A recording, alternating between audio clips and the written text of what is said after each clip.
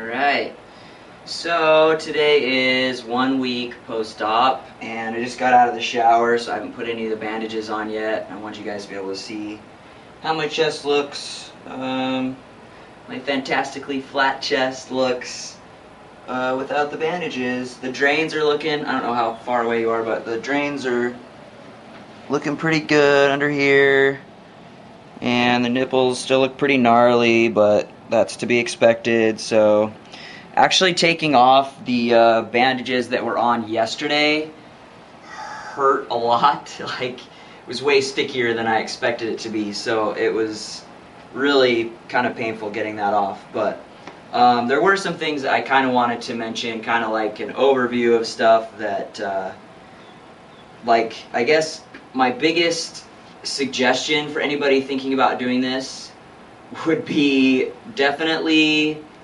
like, after surgery, take a laxative. Even if you don't think you're gonna need it, you're probably gonna need it. And it just was way too miserable, and it took way too long to kick in.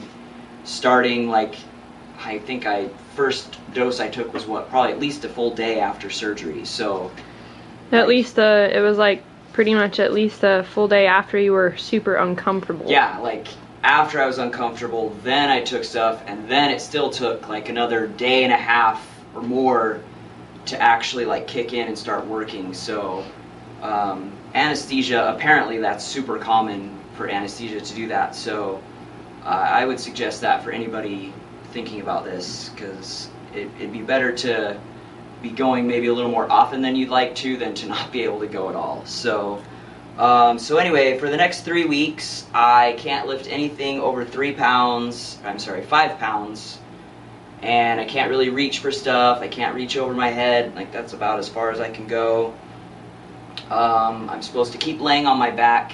I thought it was only for 3 weeks, but I kind of asked Dr. Garramone about that, if I had to still sleep propped up, and he suggested sleeping on my back for 6 weeks. So that's going to be kind of hard to get used to, but and also another thing is that you can't do any like rigorous activity for the next 3 weeks to get like your blood pressure up or your heart rate up, which includes sex, which also includes masturbation. So that's kind of another thing that you guys might want to know about. So I've got 2 more weeks of that to where I should be good.